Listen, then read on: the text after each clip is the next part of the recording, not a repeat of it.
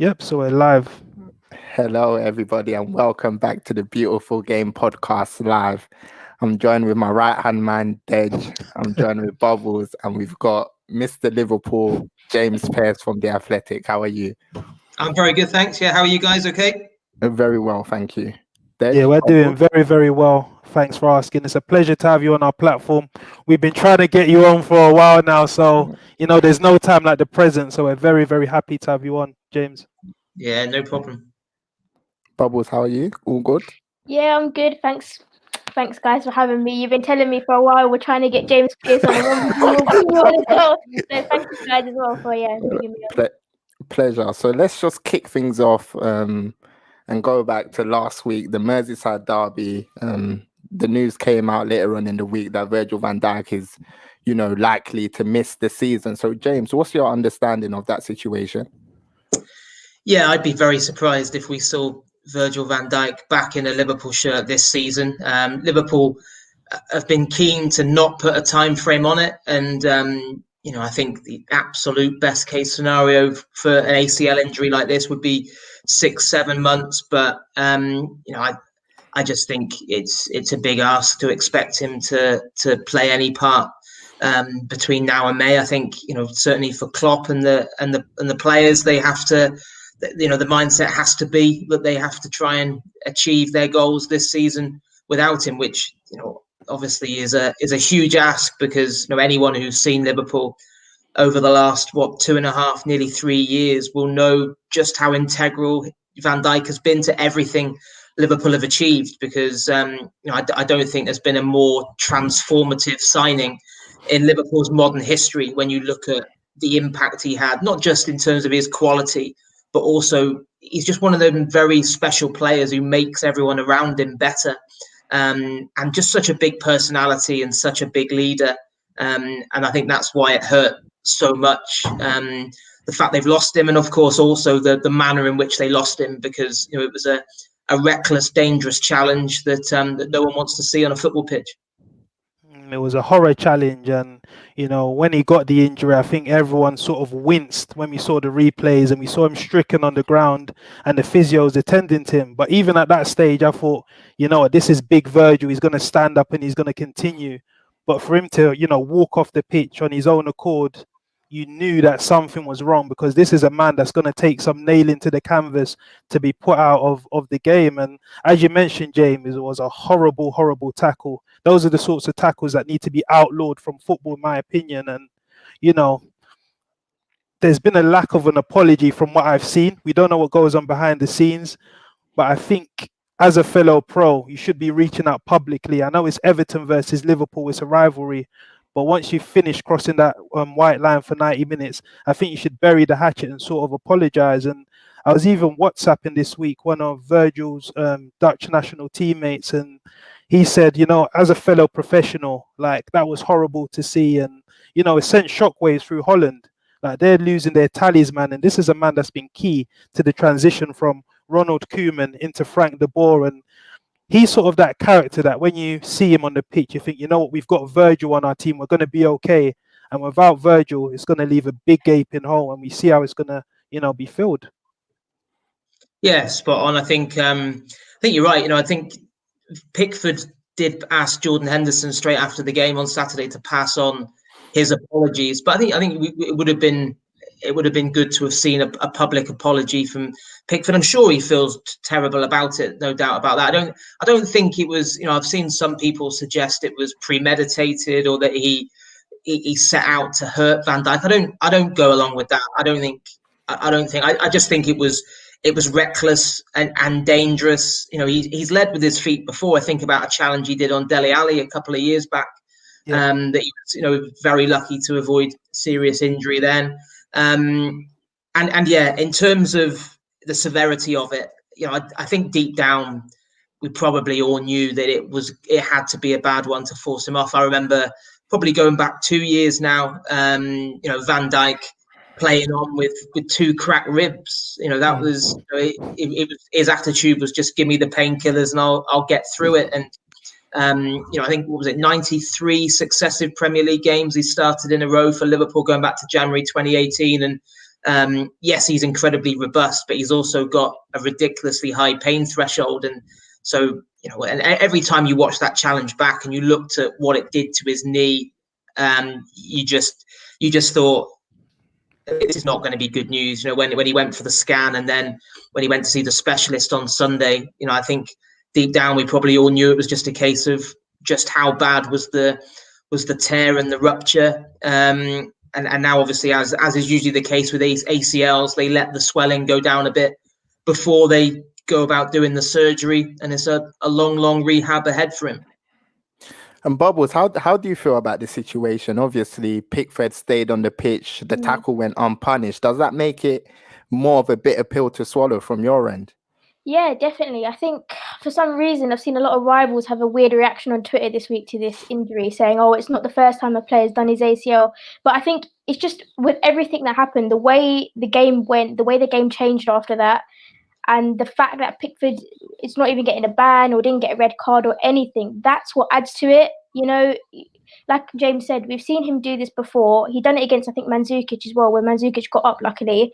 It won't be the last time he does it. And the only way you stop these types of things happening is if you punish him, and he's not been punished. So he'll carry on getting away with it. I think as far as how the team has to react now, we need everyone to step up. You can't have players at 70, 80%. You need to be at 90, 95%, 100%, because where you would probably get away with things before because Van Dijk's there to sweep up, you can't get away with that now.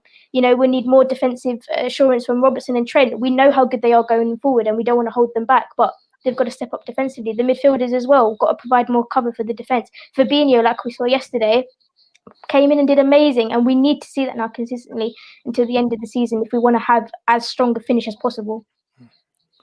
I think before we dip into, potential solutions in January, I just want to talk about the other tackle that, sparked a lot of headlines in the game. And it was from, Richarlison on Thiago. And for me, that was almost like assault. So, James, what is your perspective with that tackle?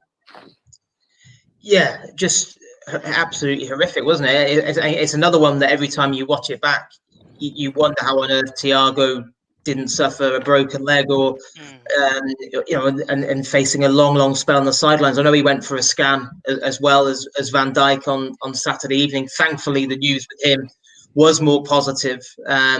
Whether he'll play or not this weekend, we're not sure. He hasn't trained, to my knowledge, since the Merseyside derby. But I think it was, Liverpool didn't seem too concerned once they got the scan results on Thiago. I think it was good news that it wasn't going to be a long-term thing. And again, I think, similar to the Pickford one, when you look at it and you think, the ball was a long way away. It very much falls into the reckless, dangerous category. And, of course, and it's similar to the first one as well. The play had actually been stopped, and it was Richarlison was punished after the referee had initially blown up. And, that was, I think, what made it even more baffling, the fact that Pickford has escaped a ban, the fact that, I kept seeing on social media last weekend people saying, "Oh, he was offside," as if if someone's offside, you can just do whatever you want. Throw punches, lad, not a problem. It's offside. Just absolutely crazy. And I think just what showed, I think, to everyone the depth of anger at Liverpool about what went on is, anyone that watched Gini Wijnaldum's press conference on the eve of the game against Ajax. Now, Gini Wijnaldum's not one of the nicest fellas I've ever had the pleasure of interviewing in football, and very rarely does he say anything remotely controversial or too forthright. But he clearly, one of his best mates has been taken out of football for the entire season and is facing a long road back to fitness. And I think professionals like that can take, they know that it's one of the hazards of the trade, picking up injuries. It happens, everyone goes through it. But when something happens like that was so avoidable, it just leaves such a sour taste. And as Wijnaldum said, it was what made it even worse for the Liverpool players to take is the fact that Pickford got away scot-free. Yeah, and even some of the histrionics after the game, I'm not sure if you've seen it online. Lucas Digne posted the pictures that, sorry, I was trying to get you not sent off to Richarlison, and sort of Alan Rodriguez and then Cuckoo were laughing. I mean, Thiago hadn't had received a prognosis about his injury at that point. So to be laughing about fellow pros, it leaves a bitter taste in your mouth. Like, I think Everton, stooped to a low on that day. And I think Carlo Ancelotti mentioned in his press conference today that Jordan Pickford's feeling a bit low because he would have seen the abuse and the vitriolic abuse that he's been receiving online. But yeah, I think it would have served his cause well if he came out and said, you know what, I hold my hands up. I'm sorry for what I caused. I hope he recovers quickly. Yeah, well said, guys. I think obviously we know that Van Dijk is out for the season and we've got a couple of months to go before we get to the January window. So in terms of like in-house solutions, Bubbles, who would you say is probably the best defensive pairing as things stand right now? Well, I think you have to look straight away to the two senior centre-halves left.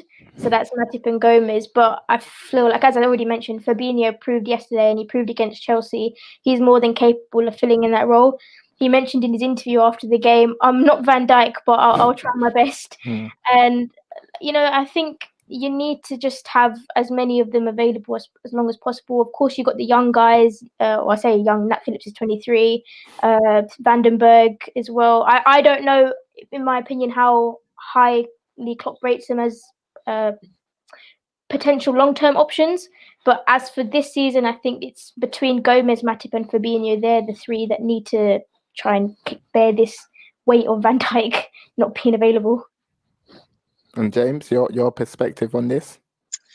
Yeah, it was intriguing actually listening to Firmino do the media duties after the game against Ajax, because for a start he's done very little media during his time at Liverpool, and usually in mix zones you ask him to stop and he says in perfect English, "I'm sorry, I don't speak English," and carries on going. And I think he definitely can't use that excuse anymore because his English is better than mine. So it was listening to him talk about Klopp asking him to become a leader and become vocal and to organise, and it almost sounded like Klopp is almost of course he can't be Van Dijk, but almost trying to ease some of that responsibility that Van Dijk just always embraced, wanting Firmino to take that on. And I think we're going to see a hell of a lot of Firmino at centre half this season. I thought that even before the Ajax game, because I think you only have to look at Joel Matip's injury record. Last weekend was the first time he completed 90 minutes in the Premier League for nearly a year, and again, wasn't fit enough to be considered for the Champions League game in midweek. So I just don't see Joel Matip putting together a run of 10, 12 successive performances for Liverpool this season. So I think Firmino and Gomez look like predominantly they could, they're going to be getting used to playing alongside each other. Of course, the partnership's going to need time to develop. And I also thought it was significant that Klopp gave a few minutes last night to Reece Williams, because that was again, not many managers would have done that when you're still holding out for with the lead being as narrow as it was at the time. And what a moment for him. I thought he deserved that, because he performed brilliantly in the couple of Carabao Cup games he got earlier on in the season.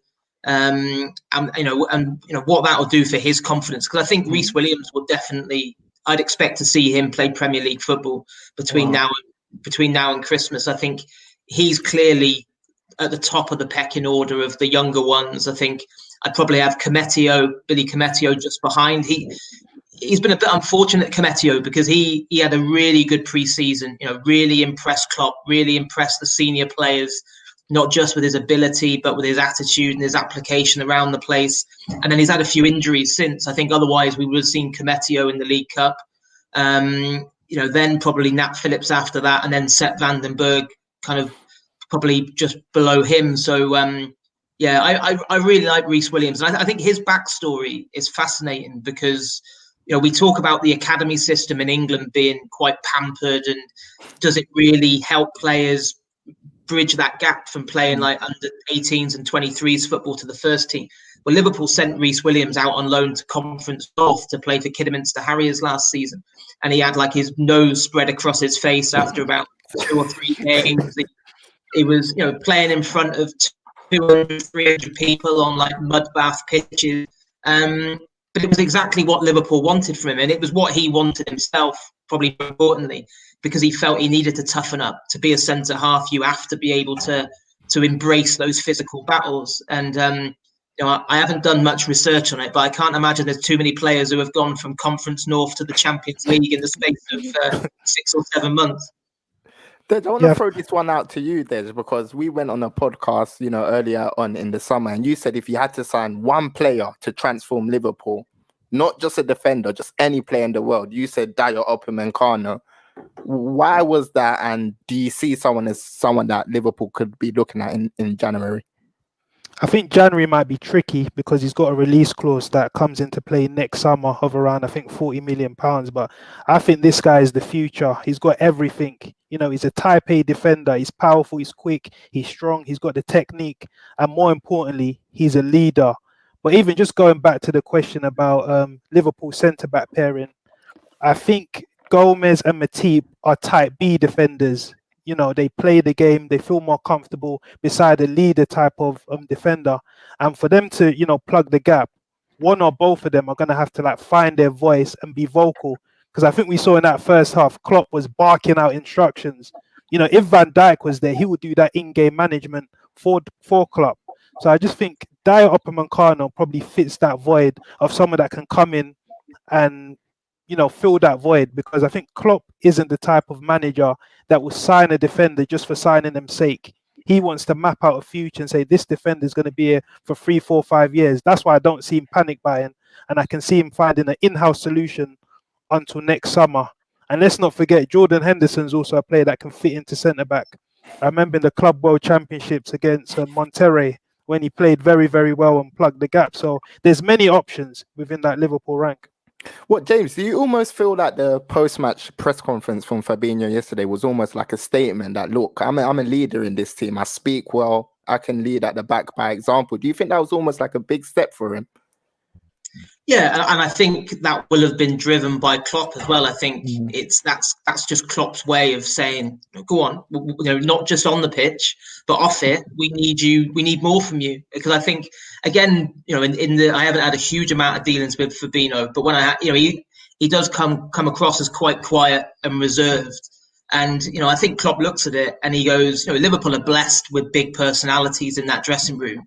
Of course, you've got, Henderson and Milner, the kind of rule the roost, and then Wijnaldum is a loud presence. Of course, Robertson's captain of Scotland, but there's no doubt that they have lost this big personality in Van Dijk. So you want someone else to step up, and you want someone else to embrace it. And the point earlier was spot on. That I agree with that on Gomez and Matip, both fantastic defenders in their own right, but I don't think leadership necessarily comes naturally to either of them in terms of being a vocal presence. I think they both massively benefit from having someone like Van Dijk alongside them, and so that's I think that's probably partly why we've seen kind of Klopp clearly has already had a chat with Fabinho about embracing that bigger role, because I think he probably thinks it probably does come that is something that he can embrace and take on.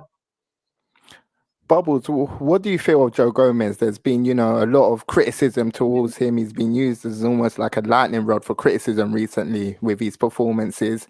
Where do you stand on him? Because he's had a dip in form post-lockdown. What's your take on Joe Gomez? Well, I think there was a mix of criticism for him individually and the high line, as a lot of people saw the sort of Aston Villa. And I think it is fair to say that he has dipped in performances. I think it's because he generally relies on his pace, because he can do. He's so quick. And that has sometimes left us sort of caught out at the back and exposed. And I think he will be one who relishes in this period where Van Dijk is out, because like we're all saying, we need players to step up. And I think he knows now, he needs confidence, and this will bring it. This will boost him. He will not be the Van Dijk replacement, but he will be the one we look to as, can you take this defense forward this season? Can you be that leader in that presence? There's a big gap, for both England and Liverpool that Joe Gomez can potentially fill, and he should relish that. We've spoken about him for a few years now as a good young defender. He needs to step up to the plate, because if Liverpool are going to win this title, we will be remembering Joe Gomez if he puts in those performances. We'll remember it as the season that Van Dijk got injured. He was out for the whole season, but let's not forget what Joe Gomez done and, play a pivotal part for Liverpool winning the league. So I think, Joe Gomez should be looking at this period as he can potentially make his Liverpool career and create his own piece of history. No, absolutely did. And James, what does happen in January? Because obviously we were linked with Ben White in the summer. Dayot Upamecano is a player that keeps cropping up. So what's your understanding of the situation? Well, currently Liverpool have kind of played it down in terms of the prospect of entering the market in January. I think that is what you'd expect at this stage, because I think what is there possibly to gain from putting it out there that yes, we desperately want a centre half in January, because I think Liverpool have got 16 games across the Premier League and the Champions League between now and then. If you're pushing out that kind of message, what does it say about your faith in those that you've got to work with and try and get more out of between now and the window opening? So people at the club have pointed out to me that Klopp has got huge confidence in and faith in some of the young players he's got coming through, that he's prepared to throw into big high pressure situations if needs be. If Gomez, Matip, and Firmino, the two of those three, aren't able to fill the gap in every single game, we saw that probably with the way in which he threw Reece Williams on. But I think when you take a step back and look at the bigger picture, I would be absolutely amazed if Liverpool didn't go and sign a centre half in January, just because I just think, can they possibly win the title and maintain a challenge for the Champions League with what they've got defensively? I just think that's a very, very big ask. I think I wrote numerous pieces over the summer that I felt centre half should have been a priority Liverpool addressed in the window, long before, no one obviously could have foreseen what had happened with Van Dijk. But I think, whether you loved Dejan Lovren or loathed him, he was important to Liverpool, because I think he played 15 games last season, and and I always felt he got a very unfair amount of stick relative to his importance and the way in which he was regarded by his fellow professionals and the coaching staff at Liverpool. And I was really surprised that Liverpool didn't go and sign a replacement. And I understand the reasons why. I understand that it was a summer like no other, with money being really thin on the ground due to COVID, and they felt that they had to go and get another attacker to ease the burden on the front three. They felt they had to go and get a left back to provide cover for Robertson, and that Thiago was the kind of once in a blue moon kind of deal, that how do you possibly turn down the chance to sign someone of his caliber for such a relatively modest fee? So I think the only thing that worries me as well, with Firmino playing centre half so often, which is what I think is going to happen, is Liverpool then lose the best holding midfielder in the Premier League, because and I know he's got other options. I know when Wijnaldum can play as the number 6. Henderson, of course, played probably 100 games or more as the number 6. Thiago could do it if needs be, but I just think the Liverpool midfield functions better when Firmino is there sitting with two other players ahead of him. Ironically, in the derby at Goodison last weekend, I thought Liverpool's midfield was sensational, and I loved the look of that midfield with Firmino sitting and Henderson and Thiago either side. I thought this is the future, and then bang, of course, that happens to Van Dijk, and we're probably very rarely going to see that midfield play together at all this season. So yeah, Liverpool obviously, as you'd imagine, keeping their cards close to their chest regarding January activity. But I think the scouts will be busy between now and then. You mentioned Ben White; he's certainly someone they've watched extensively. I think the only thing with Ben White is, again, as we quite often say, the premium you pay for kind of the homegrown talent, because I think Leeds had 2-3 bids rejected for him in the summer. Yeah. I think it was. Was it getting up towards 30 million or something? Million, yeah. Yeah, so what do Brighton want? 35, 40? 50 million. heard I read, 50, I read yeah. today, yeah, 50 million. And it's actually ironic because I went to go and watch Crystal Palace versus Brighton on the weekend, and he's a very, very comfortable defender on the ball. He plays central midfield, with Bissouma. Very technical, very combative. He had a running duel with Wilfried Zaha during the game, but 50 million for Ben White. I think when you look at Liverpool's recent recruitment, it wouldn't take a rocket scientist to realize that they wouldn't be doing that sort of business. But James, what type of defenders do you think will be on Klopp's shopping list for January? Because in my opinion, I said during the summer that Liverpool should have been targeting someone like a Ben Godfrey, someone that's not expecting to play regularly, but within 1 or 2 years he can start making much more appearances. I think he would have been perfect for Liverpool. Yeah, I'd go along with that. I know he was certainly a name that they had discussed, Godfrey. And again, I think in the end it came down to priorities. What do we simply have to do in this window, and what can potentially wait? And ironically, I guess when they looked at it, you thought, well, hang on a minute. Virgil van Dijk does not miss football matches. He's played this ridiculous nearly 100 successive Premier League games in a row. And we, the thinking was, well, we got Fabinho, who could be looked upon as the fourth choice centre half. Cometio has massively impressed everyone in pre-season. Reece Williams is a big talent, so that was why I get the thinking behind it. But I think you're right. Bringing in someone like Godfrey would have made big sense in the summer. I think as it is now, I can see Liverpool. I think the Bundesliga wouldn't surprise me if they went and plucked someone from there, whether it's Upamecano or Kabak at Schalke, or there's a number of possible alternatives there that I'm sure that they'll be keeping a very close eye on in the coming months, because I think that was a huge win for Liverpool over Ajax. Because I think it seems stupid to say it after the match day one, but you could almost it looks like Liverpool and Atalanta will, having, you expect now Midtjylland to be the absolute whipping boys of that group. Liverpool only really need to win their home games to be assured of going through. So then you've got a situation where going into the knockout stages of the Champions League, the riches on offer from that. I just think surely, the riches at stake will dictate that you have to go and get someone to give you that extra depth defensively for the second half of the season, because despite all the doom and gloom around the loss of Van Dijk, I think the other thing that struck me about the Ajax game was Liverpool don't have some firepower this season. That was it was. I think, like most people, I was sat there scratching my head when I saw Salah, Mane and Firmino all being pulled off on the hour mark, because it never happened before, and I think only in 4 previous games under Klopp had he taken all 3 of them off in the same game but at different times, and all 4 of those games were times when Liverpool had absolutely battered opponents. I think it was 4-1, a 4-0, a 5-3, and another 4-0, and it was a case of giving them a breather. He'd never done that, taking them off when the game was still in the melting pot. But when you see Jota come on and perform like that, you see a fit again, Shaqiri, you see Minamino, how much he's come on, and you think, actually, Liverpool can't be the same team without Van Dijk, but they're still a bloody good one.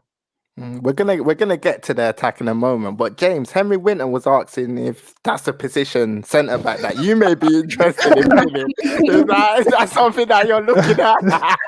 What's the wage demands? 50k a week. I think I'd need a step ladder to win a header from a corner. Yeah, no, I did. I played a few media games with Henry, and he, to be honest, he would fit the bill a lot better than me.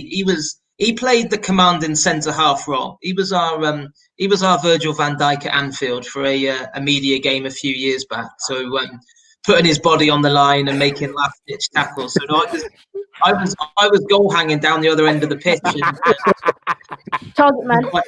I think my heat map that day, they were wondering whether I still had a pulse. So yeah, no, that's brilliant, James. I wanted to ask you a question. So, like, with all the defenders currently on the market, or that we could potentially sign, who would you sign? Me personally? Yeah, Bubbles. I was asking. Yeah, no, I was saying the same as you did, Upamecano, if it's possible. The fact that he's only 21 years old, born in 1998, so the same year as Trent, he's won for the next 4, 5, 6 years, not just this gap now without Van Dijk. Yeah. So definitely, and everything he's done already in his career, I think something I was just doing a bit of research because I only remember watching him a bit of the Champions League last year, and his passing ability is really strong, and we obviously know we need that from our centre backs to bring the ball out, feed counter attacks. So he would fit that bill, and like you already said, he's a leader. I think he reads the game really well. Something that surprised me about Fabinho as well. I know I keep mentioning Fabinho, but he reads the well considering he's holding the ball. He's sticking his leg in trying to get the ball away. So yeah, for me, it is Upamecano if it's possible. I don't know if it will be because of the age and the price that comes with that. I want to go to Dej because obviously, James, you mentioned the front three, and to be fair, in my opinion, Jota is really starting to knock on that door, and he looks like he wants to break into that front three. And obviously, Roberto Firmino's form recently has been a cause for concern, in my opinion. Where do you stand on Firmino right now, Dej? Yeah, I think Firmino sort of made his name as, the engine of this Liverpool attack with his pressing and sort of like his service to the team. But as you mentioned, of late, his form's become a bit worrying. I think he almost went a whole season without scoring at Anfield. He obviously broke that duck against Chelsea. And in possession nowadays, he's not as compact and as solid as he once was before. And I think there's sort of like a danger where the front three were rising together, but it seems that maybe Salah, Mane are sort of getting to that world-class level and Bobby's sort of failing to get up. I know it's early days, but I think, for Liverpool to get to that next level, we need to be looking at those 1%. And I think, I subscribe to the fact that your number 9 needs to be scoring goals.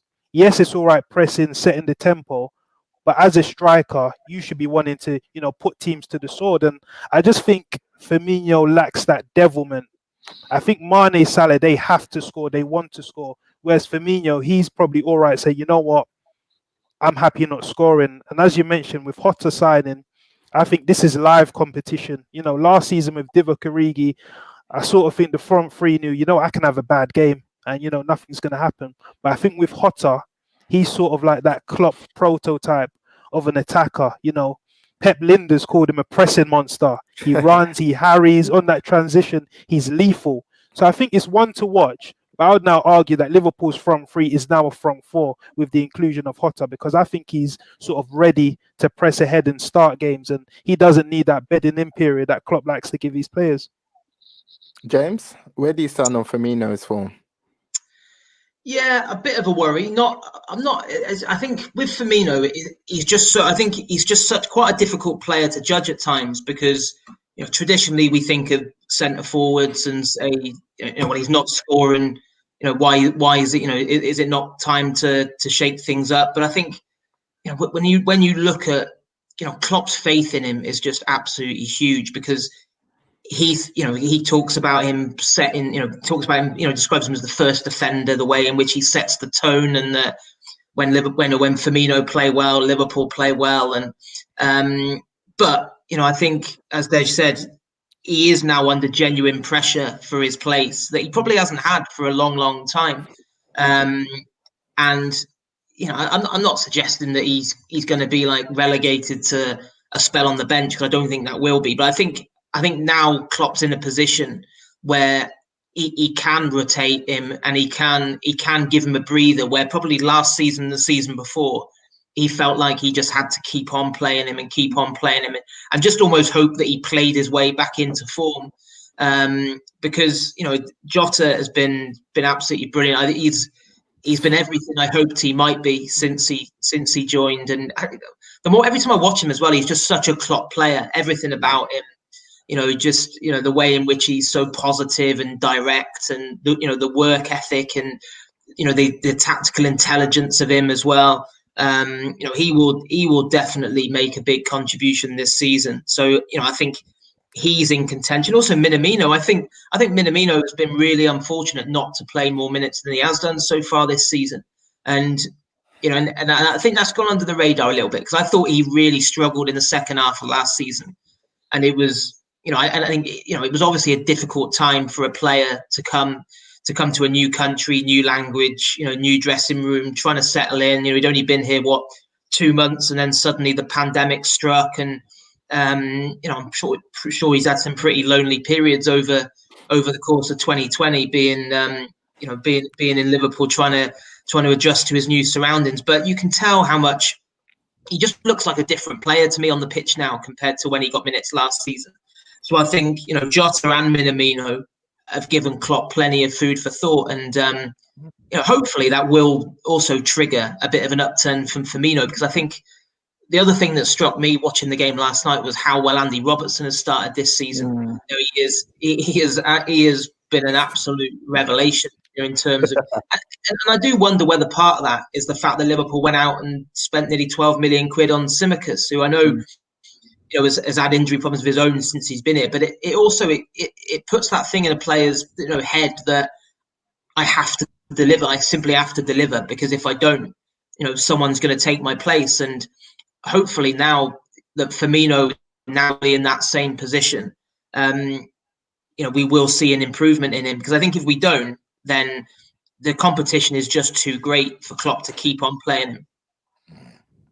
Bubbles, do you almost feel like Thiago has almost made the Firmino role redundant? Because Firmino was brought to drop deep and create from deep, but now we have Thiago doing that. Is it almost like a culture clash between the two? Perhaps. I think the Firmino role, from what my understanding is a bit more than just dropping deep. It's the whole pressing from the front.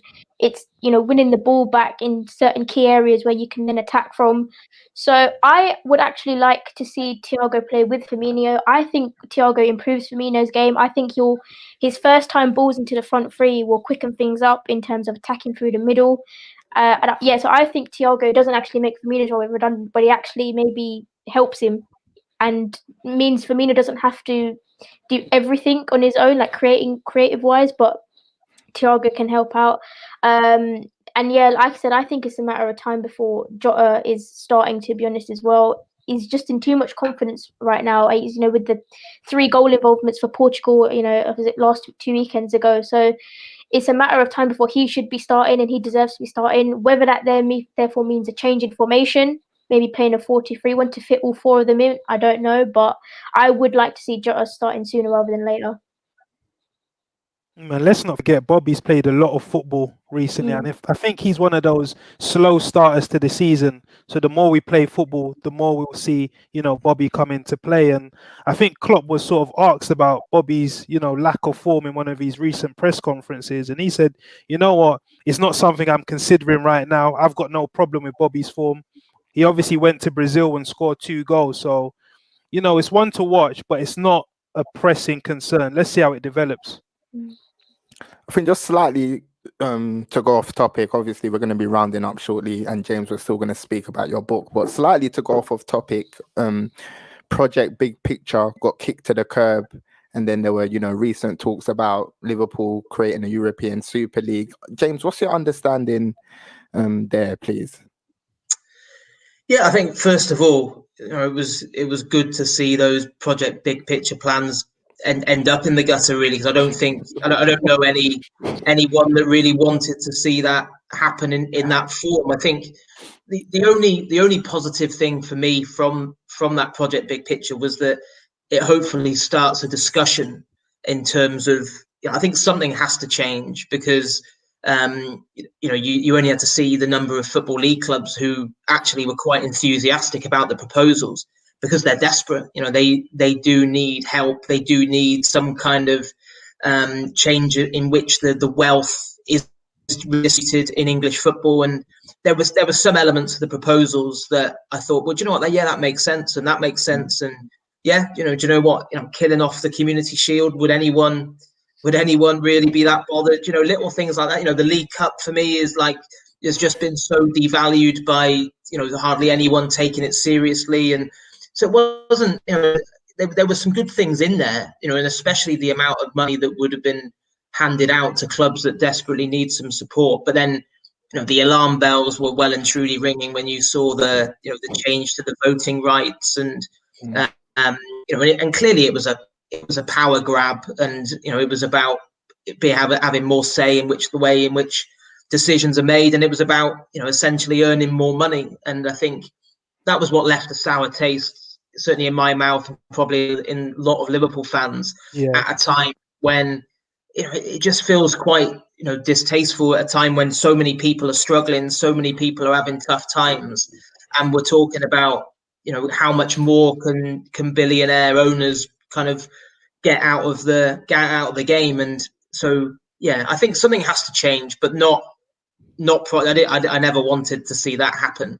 And the same with the European Super League. I think there's a bit of a game going on there at the moment, because there's talks going on in terms of the expansion of the Champions League, I think from 2024 onwards. And people I've spoken to about that story a few days ago have been pretty dismissive of it, in terms of it wasn't particularly, I think I just got the impression it was almost been put out there as a bit of a bargaining tool to kind of show, well, this is what we could go and do if you don't agree to our demands. So there's a lot of kind of jockeying and for position going on here. And but they need to be careful what they wish for, whether that's Liverpool, Man United, any other elite club around Europe, because what anyone that wants to see a closed shop European Premier League, the same, what makes Liverpool Bayern Munich or Liverpool Barcelona really special is the fact that those games don't come around too often. And it's like, the stakes are so high, because oh my God, we haven't played them for years. And suddenly if you're playing those clubs 2-3 times a season, whatever, then we season in, season out, with no change to who's in that setup, it just completely devalues it for me. And they need to, I hope that day just doesn't come. And I think it is just a case of those elite clubs trying to flex their muscle just to try and eke out some extra cash. Yeah, well said, James. The last question, probably on the Liverpool playing side, is the position of goalkeeper. We've seen Adrian, and he's sort of been under the spotlight after some glaring errors. We sort of saw him with Joe Gomez. Joe Gomez yesterday was sort of looking at him saying, "What on earth are you doing, Adrian?" He's sort of flattered to deceive at times. But there was talk in the window that's just gone of a replacement goalkeeper coming in. Gazaniga was mentioned in some quarters. We also saw Jack Butland, who subsequently went to Crystal Palace for a nominal fee, around $1 million plus add-ons. Was that something Liverpool were deeply considering, or did Klopp sort of say, you know what, I've got faith in Adrian? No, they weren't considering it. I think that was very much agent talk, trying to push their clients out there. I mean, the Butland one was absolutely ridiculous, because Jack Butland wasn't even getting a game at Stoke.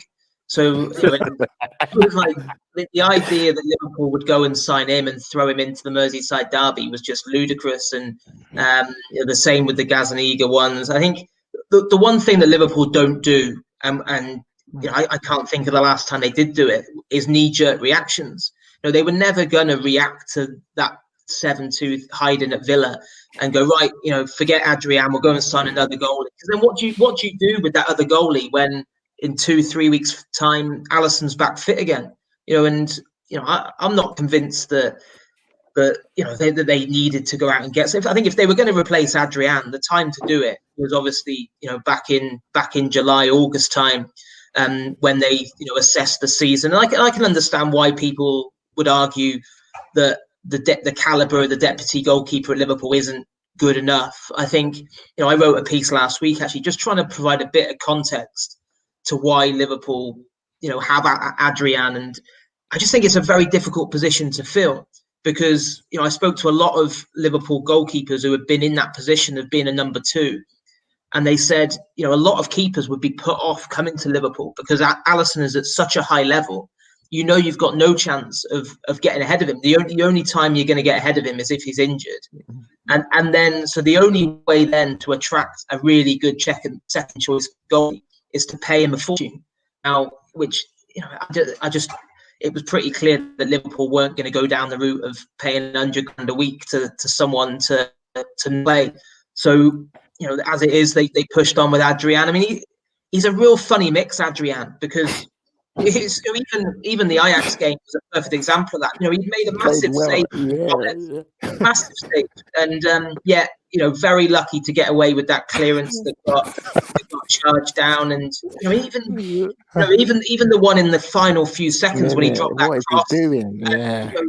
How different is the mood today if that ball loops into the net rather than over the bar? And I was pleased for him that he got away with that one, because I just thought he's taken that much stick of late. He kind of deserved that little bit of good fortune. And the most infuriating thing for me with Adrian is that quite a few of his mistakes that have proved costly were just so avoidable. It's not like he gets beaten by shot real. There's not many goals that fly past him that you think probably Keane's header in the derby last week, you'd say he should have done better. But in general, the mistakes have been with his feet, when he should just be playing percentages and just getting rid of it, rather than thinking he's Alisson. Do you think Klopp has told him that? Because he seems to keep wanting to play. Maybe it's an ego thing that he's thinking, what, I need to keep in line with this style of play. Yeah, I think there is that's definitely a factor. I think of this is the way we play, so I need to stick to it. But it's just, I just think common sense dictates that why create issues for yourself that you don't need to be trying to deal with. And he's not Alisson. And I think even you could argue there's been times probably when his defenders haven't helped him out by almost treating him like he is Alisson and pinging the ball back to him, when it's like, what are you doing? Robertson is very guilty of that. But the really positive news for Liverpool is that Alisson is way ahead of schedule. Actually, when he was injured before the Villa game, the fear was that he wouldn't be back till after the November international break. But he's not far off a return now. So if he doesn't play this weekend, he should be back in the Premier League by the following weekend. And with a trip to the Etihad on the horizon, that's a massive boost. Yeah. So do you expect him to play against Sheffield United? I think that's going to be an interesting game as well, because of obviously Ryan Brewster returning to his former club. But do you expect Alisson to play against Sheffield United? Not 100% sure, to be honest. No, I haven't spoke to anyone today about where he's up to with his training. The message earlier on in the week was that he was stepping up training over the course of this week, but they were just wary about whether there'd be any kind of setback in terms of discomfort in his shoulder. So the last bulletin I had was that if this weekend comes a bit too soon, then the following weekend, they fully expect him to be ready for. And Bubbles, how are you feeling about the game against Sheffield United? Is it going to be an easy 3 points or? No, I don't think many games this season will be easy 3 points. Now, obviously, without Van Dijk, but just generally the way the games are coming thick and fast. And we've seen so many freak results already. You can't write any game as an easy 3 points because it's just too unpredictable. I think that the team will be in confidence. I think that win yesterday does so much good to their confidence after two disappointing results. One good performance with Everton, but two disappointing results. So yesterday was a real morale booster. And I think you just have to go into it with the same sort of mentality as the Ajax one of, we need to prove ourselves, we need to bounce back. And hopefully there's enough there. We know how good the attack can be. We've still got world-class players in this team. And if they're all on form, it has to be the 3 points. And Dej, what's your take on the game? Obviously, you've got a great relationship with Ryan Brewster's people. So how's he feeling about this one? Obviously, he's coming up against his former club, so he want to be impressing and showing Liverpool what they're missing. Obviously, he came off the bench in the weekend's game. I just think with that whole transfer saga, it was described to me as just a simple business transaction, that there was no human feelings involved. And there was a bit of, not bitterness, but, a bit of questioning of the way Liverpool, handled that transfer in terms of exiling Ryan from the squad, not playing or featuring in the Carabao Cup games and, training with the squad. But I think in hindsight, it's a deal that suits everyone. Ryan's moved on to a team where he's going to be playing games. And, he can build on that momentum that he built up at Swansea, 11 goals in 22 games. And let's be right, he's not really going to break in or play that many games for Liverpool. So I think it's a deal that suits everyone. But I just think in terms of the human interaction in regards to that deal, there was a bit of bitterness. And James, so what was your understanding around that deal? Yeah, I think it was pretty clear that having had a taste of regular football on loan at Swansea in the second half of last season, that Rian was very keen to go and play, and I think it became clear as well that it was just difficult to see where he fitted in this season. I think probably the standout quote for me in pre-season, when he did very well and scored a few goals for Liverpool, was not saying his finishing is not in doubt. It's the other parts of his game. And going back to what we said about Firmino earlier on in terms of not judging him just by goals. I just think I just didn't really see where Rian Brewster fitted in. Even one of my colleagues at The Athletic goes and watches Swansea week in, week out, and he said he scored. His scoring record was phenomenal for Swansea, but he said Rian went quite long periods in games where you didn't even really notice him, and he wasn't really involved, and bang, scores, which isn't a bad habit to have, but I'm just not sure that works in Liverpool's system, where so much is expected of their central striker. So I never got the impression of Klopp that he was really looking to move him on, but I think when he sensed that frustration in Rian, and I think also the other thing that someone said to me was that Rian had missed quite a big chunk of his kind of teenage years when he was looking to make an impact with that bad injury he had, and he didn't really fancy the idea of being on the bench and having to be in really limited game time this season. So, and I just think also in the coronavirus, kind of the financial impact of the pandemic, Liverpool realised, well, actually, we've got a young player here who's worth a lot of money, despite the fact he's never played in the Premier League for us. We probably don't need him this season. So if we can do a deal where we get, a decent sum of cash, and we've got the insurance policy of a buyback clause valid for the next 3 years, if he does go and light the place up at Sheffield United, then it's a bit of a no-brainer. So yeah, I know it didn't sit right with some people, and some fans I've spoken to. This big hope that's been built up and up and up as Rian Brewster, he's going to be the next big thing at Liverpool, to then sell him. But I just think, as Dej said, I think ultimately it's a win for Sheffield United, it's a win for Liverpool, and hopefully it's a win for Rian Brewster, because I hope he does brilliantly there. And remember, when he came onto our podcast, he said whatever the manager says, he's going to accept it and get on with it. So he's got the mentality to reach the top, and we're all wishing him well. Last one, James, before we go into the book. Thiago, Joel Matip, do they play on Saturday? Good question. Unfortunately, I'm not privy to Klopp's game plan already, so I can't give you a definitive answer. All I know is that they were going to assess Thiago once they'd reassembled after getting back from Amsterdam. He hadn't trained up until now, so you're wondering whether the weekend might come a bit too soon for him. The person I spoke to said that he had no chance for Ajax, but he wouldn't be out for much longer beyond that. So I don't think they'll take any risks at all. And then the one with Matip is he was scanned on Saturday night for a tight hamstring, but it was only very minor.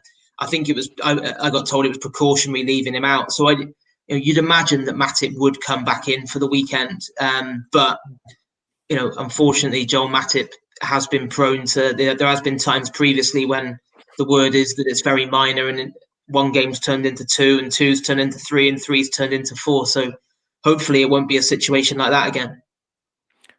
Thanks for that, James. And Bubbles, if Thiago is fit to start on Saturday, what will be your midfield three? Well, the thing is, Thiago being fit and also risking him is two different things for me, because that tackle was on his bad knee, the one that he's had surgery on previously, was out for I think 350 plus days. So even if he's fit, I don't know if I'd risk him for a full 90 necessarily. But for me, he's one of the best players, if not the best player at the club right now, technically, is like speaking. I was so excited when we signed him. We spoke about it before. I've been a big fan of his since back in the day. My older brother's been telling him about me for ages as well. So Yeah, I think if he is fit, then he walks straight into that midfield. What he brings defensively as well as offensively, everything he's picked up, across his career he's Brazilian, so he's got that natural flair. He's worked under Guardiola in Spain and Germany, so he's got a tactical, understanding. His passing range improved. Went to Germany and got physically strong, defensively learnt the game, gets stuck into tackles, never say die attitude. So all of those things makes him one of the best midfielders at the club, if not the best player at the club, in my opinion. I agree. I was going to say, we can't forget that morning when The Athletic exclusively broke that Thiago will be signing, for Liverpool. So well done, James. That was a great scoop. So moving on to the book that you've published, At the End of the Storm, by yourself, Oliver Kay, and Simon Hughes, documenting Liverpool's historic title win. So what was the reason why? I've got my electronic copy. yeah, we've been sent a copy, so we've been going through. It's a very, very good read. Thank you. It's a lovely thing to have. Actually, I've had a few offers to write books previously, and kind of ummed and ahed about it, just because inevitably it involves essentially working flat out between seasons to get it done, and I've always, up until now, always thought, do you know what, it's the one time in the year where things just settle down a bit, and I reintroduce myself to my two kids that I haven't hardly spoken to for the previous 9 months, and so I think I've always kind of decided against it. But then The Athletic had this fantastic idea together with the guys at Backpage Press to actually turn the best of the Liverpool coverage from last season into a book. So it didn't actually involve any extra work for me over the summer. They Lucky you. Essentially, the guys at Backpage, they kind of sifted through everything and sent me a long list of these are the pieces we're thinking of using. What do you think? And we had a few messages back and forth in terms of working out. I said, any particular reason why you've gone for that one and maybe not this piece or this piece? And I'm really, really proud of it, actually. It's obviously a collaboration of lots of different journalists from The Athletic. Ollie Kay, one of my favourite pieces in there is when he went to Senegal and spent some time with Sadio Mane's family, and actually was sat with them in their house watching Sadio score for Liverpool against Man City, and some brilliant stuff from Simon Hughes in terms of What did he talk about? Aston Villa away? Did he speak about Aston Villa away? Again, I think he's writing his own book on Aston Villa away. Simon went to Egypt and kind of retraced Mo Salah's first steps, and there's kind of some of the exclusive chats that I did with Klopp and Pep Linders and various other ones along the way. So hopefully it's a really nice keepsake from what was a historic title winning season, and I think hopefully as well it kind of opens The Athletic up to maybe a bit of a new audience, because obviously not everyone subscribes to apps and websites on their phone. So hopefully people will see it in bookshops and have a read and enjoy it, and the depth of the reporting and the effort and resources that went into doing it, and maybe decide to take a closer look at The Athletic's coverage on a day-to-day basis. So absolutely delighted with it, and thankfully so far the response has been really, really nice. No, James, your work is brilliant. Dej, do you want to say anything? No, I've really enjoyed this episode. I think there's been lots of questions in the comments, so maybe if we could just skim through a few. So I'm just gonna go up, just have a look. So, so will Van Dijk be the same when he returns? I mean, that's a question that nobody will be able to answer, but James and Bubbles. 30 seconds to answer each, I don't know. Go on, James. You kick it off, James. Mr. Liverpool. Go on, James.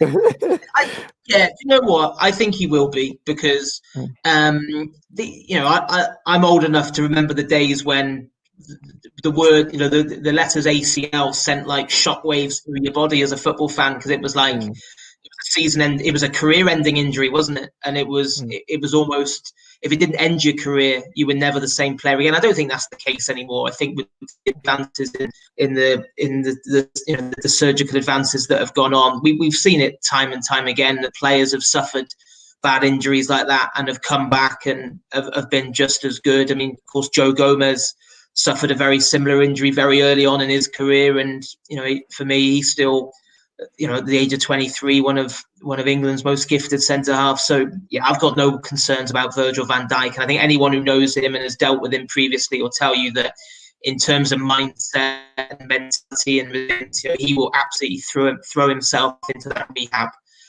And he'll make sure that when he comes back, that knee is just as good as it was previously. And even if Van Dijk loses a yard of pace, he's still quicker than 99% of forwards. So that won't be an issue, And Bubbles, do you think he will return the same? Yeah, no, I think if it's sort of, I say just an ACL, like it's a small thing, but it's not, because obviously we've seen the likes of Depay this year came back within about 4 or 5 months from that. Apparently, I've read Bonucci recovered when he was in his late 30s or early 30s from an ACL. So if it's something that's like that, then yeah, he can recover. I just worry that maybe it's worse than we might actually not know about. Like it might be multiple tears, maybe not as bad as Alex Oxlade-Chamberlain, but if it's towards that end, then it will just take more time to come back, and it's about being patient. Like you said about his mentality, I don't doubt that he's got everyone's support behind him. All the fans will be just waiting for him to come, and we'll wait for him. Another question is, James, is Jota in contention to start on Saturday? This is from OIJ LFC. Yeah, I think he has to be, doesn't he? I think common sense kind of tells you that he couldn't have done any more in terms of giving Klopp food for thought with his impact off the bench in that last half hour. And it's just a really nice position that Klopp finds himself in, because probably for a lot of last season, Divock Origi was almost the plan B, the go-to man if one of the front three wasn't out there. And now, Liverpool have got 3 attackers there really in Jota, Minamino and Shaqiri, thankfully, who's fit again, that clearly now Klopp sees as better options. And for me, Jota should be at the front of that queue, because even watching him for Portugal recently, you can just see he's just playing with huge amounts of confidence. And I'd love to see him unleashed on Sheffield United. James, another one that we get a lot is that a lot of people are saying this is potentially going to be the last season of the front three. If one of them leave, is Kylian Mbappe or Jadon Sancho potential targets? First of all, it's a big if. I think it's kind of it's almost like an annual thing, isn't it? Like, are one of the front three going to get lured away? And I think one of Klopp's greatest achievements at Liverpool is turning Liverpool into a final destination for elite talent. I don't think players now look at Liverpool and go, well, I'll have a few years here and then I'll go and play for Barca or go and play for Real Madrid, because I think going to Real Madrid or Barcelona is a step down from playing for Liverpool when you look at where Liverpool have been the last few years. So I think if one of the front three were to want to pursue a new challenge, then of course, Liverpool would be in the market for an elite level signing. And, like most people, I thought that Jadon Sancho would end up going to United in the window just gone. He didn't, because they obviously wouldn't pay the fee. But, I think he only becomes a realistic possibility for Liverpool if they were looking to replace one of the front three, because, just the scale of the transfer fee. Mbappe, I mean, again, the whispers continue, but I just think the thing with Mbappe is the numbers would be absolutely frightening, just in terms of, and I know, people will say, oh, his contract situation might, reduce down the size of the fee, but you'd think of it would almost like obliterate Liverpool's wage structure in many ways, trying to accommodate him. And I think I wouldn't be rushing to get his name on the back of a shirt anytime soon. Yeah, we actually speak to Sancho's representatives, and obviously we've kind of been told that Liverpool have asked to be kept informed about, his potential destination. I know Manchester United had a free run at it, this summer, but next summer, I think your mic's messing up a bit, Can you hear me now? Yeah, like it's like fuzzy. Can you hear me now? Can you hear me now? Every time Is you it still speak, fuzzy? there's more Take it out and volume. put it back in there.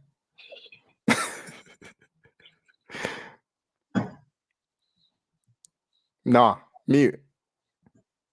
Can you hear me now? Yeah. Yay. You can hear me. Yeah. I can't hear you. Oh, Yeah, what I was saying is that obviously Sancho's representatives have said that Liverpool have asked to be kept informed about, his future next summer. Man United had a free run at it this summer, but next summer I expect, multiple clubs to be at the table, vying for his signature. And Liverpool will certainly be one of them. And with regards to Kylian Mbappe, you read reports saying that he's not going to extend his deal and that he likes the idea of playing for Liverpool. But as James said, the finances involved are, monstrous. But obviously what does help is the fact that I believe he's sponsored by Nike. So maybe there might be some sort of collaboration in sort of packaging a deal together regarding that. So yeah, we can keep dreaming. Yeah. All right, I think we're going to end it there.